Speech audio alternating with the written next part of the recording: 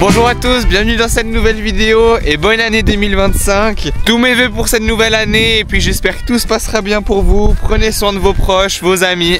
Aujourd'hui, vous le voyez derrière moi, on a deux tas de fumier. Ici, on a le premier tas de fumier, c'est le fumier qu'on a sorti de la stabulation. Ici, on a juste fait un tas avec l'ébène sans plus.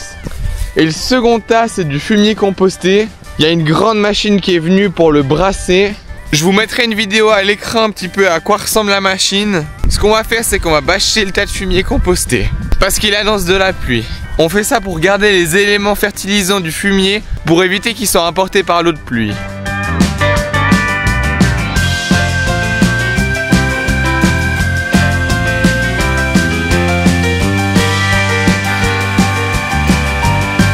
Une fois qu'il y aura une période de gel, on en profitera pour épandre le fumier composté sur les blés.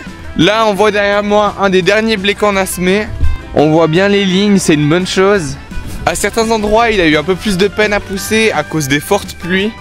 Ici, vous le voyez, il n'y a même plus de blé. Il y a eu tellement d'eau qui est restée en surface que ça a fait pourrir le blé.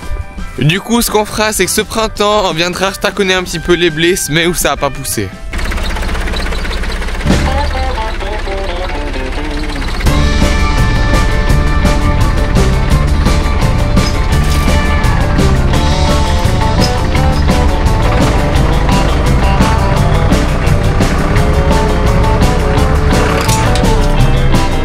Deuxième tentative.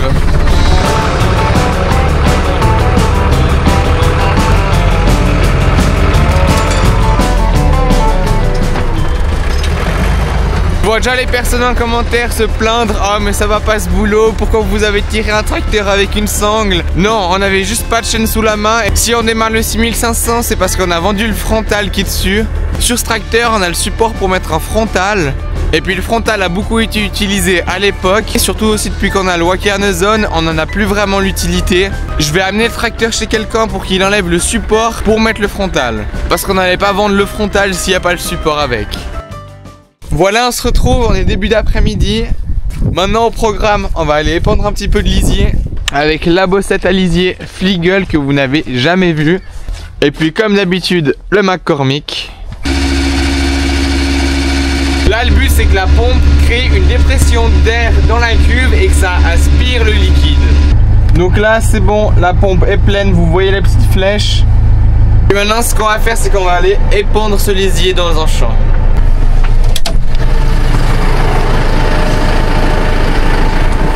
J'ai fait une première bossette avec mon papa parce que je l'avais jamais trop utilisé. Maintenant, c'est à moi de charger. Aïe, aïe, aïe, c'est à moi de me salir.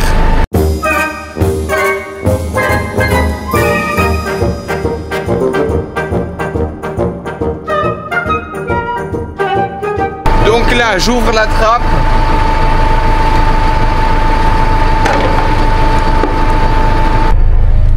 Du coup, pour la suite, il y a une pompe qui va pomper le lisier. Et puis ça, je dois inverser le sens. Avant, quand on était dans le champ, on a fait en sorte que ça sorte le lisier. Et puis maintenant, il faut que le lisier rentre. Donc pour ce faire, je peux allumer la prise de force. Normalement, ça devrait gentiment augmenter. Là, ce que vous voyez derrière, c'est une rampe. Il y a quelques années, on a été obligé d'en ajouter. C'est devenu obligatoire en Suisse. Avant d'avoir cette rampe, on avait juste une cuillère qui étalait le lisier. Le problème avec notre système de cuillère, c'est que l'ammoniac se mélangeait avec l'air. Faut dire que cette mesure, elle est pas mal pour les lisiers qui sont épais.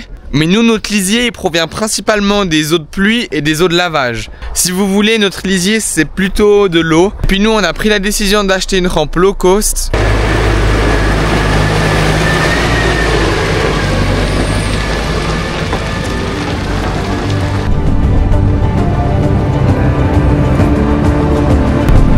Le soleil s'est enfin dégagé, on l'avait pas vu toute la journée, donc je vais essayer de vous faire des beaux plans au drone.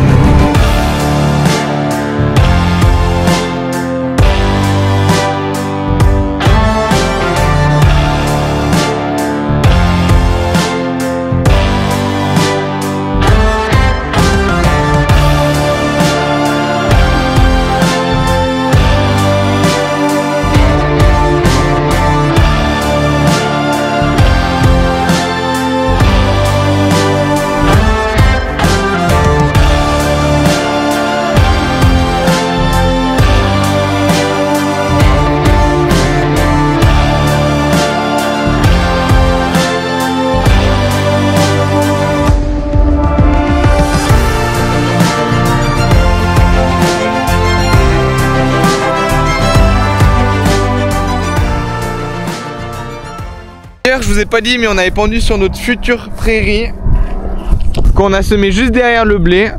Si vous vous souvenez, dans la vidéo où je vous présente L210, juste avant on était allé faucher de l'herbe en vert pour donner aux vaches et c'était dans ce champ là. D'ailleurs, en parlant du 210, vous allez peut-être me demander, mais pourquoi est-ce que tu l'utilises pas, Lucas? Ça tombe bien, ça me permet de vous faire la transition. Mardi soir, je suis allé amener le 210 chez le mécanicien, au Tiolaire. Bon, en fait, je vous en dis pas plus, je vous laisse avec les plans.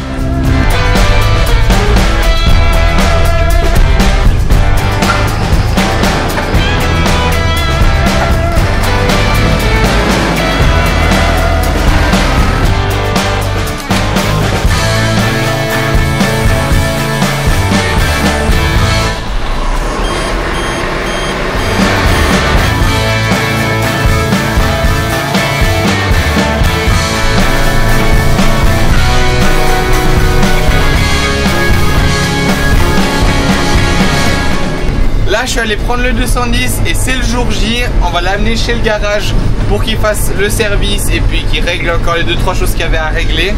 À l'heure où je vous parle, il est 17h30 et je pars de la ferme. J'ai à peu près pour 1h30 de route. Je crois qu'on a vraiment choisi le pire jour parce qu'il y a du brouillard et puis en plus il fait nuit maintenant le soir. Bon allez, on est parti. Là, je sais pas si vous allez voir grand chose parce que moi en tout cas je vois rien. C'est vraiment l'enfer. Je crois qu'on a vraiment choisi le pire jour. Je sais même pas où je suis d'ailleurs. En plus, des fois avec le phare des autres voitures, je vois encore moins. Hop là, nous y est. Maintenant, il manque plus qu'à aller garer le tracteur. Aïe aïe aïe. Voyons voir.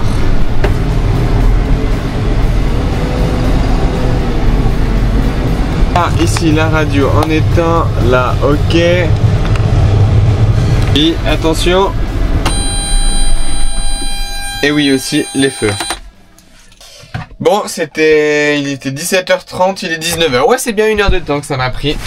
Bon, je sais pas si vous allez bien me voir. D'ailleurs, je tiens à vous faire une aparté. Sur la route, si vous n'avez pas la visibilité, s'il n'y a pas possibilité de dépasser, ne dépassez pas, bordel. Non, là, ça m'est arrivé. Il y a une voiture qui a essayé de me dépasser, qui forçait pour me dépasser, tandis que la route était étroite déjà de base. En plus, il y avait énormément de brouillard, on ne voyait rien. Et la voiture a forcé pour me dépasser, j'étais à moitié dans le champ. Et puis tout ça pour faire du 50 devant moi. Bon, bien sûr, je sais que pas tout le monde conduit comme ça. Mais faites gaffe.